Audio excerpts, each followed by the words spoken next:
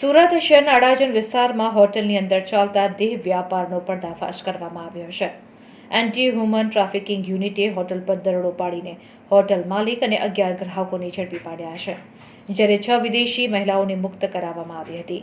આ અંગે પ્રાપ્ત વિગતો મુજબ એન્ટી હ્યુમન ટ્રાફિકિંગ યુનિટે અડાજણ સ્થિત એલપી સવાણી સર્કલ નજીક આવેલા મંગલદીપ કોમ્પ્લેક્સમાં આવેલી ધ ફ્યુઝન નામની હોટલમાં છાપો માર્યો હતો, જ્યાં હોટલમાં ચાલતા દેહ વ્યાપારના ધંધાનો પર્દાફાશ કર્યો હતો.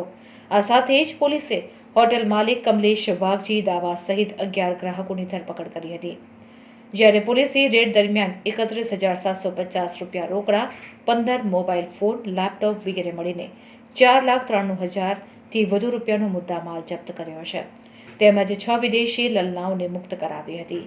આ બનાવમાં મહિલા તેમજ ગ્રાહક સપ્લાયર એજન્ટ હની અને અભય અર્જુન સાળુંકેને વોન્ટેડ જાહેર કરીને આગળની કાયદેસરની કાર્યવાહી હાથ ધરી છે. રિપોર્ટર સુનિલ ગાંજાવાલા, સુરત.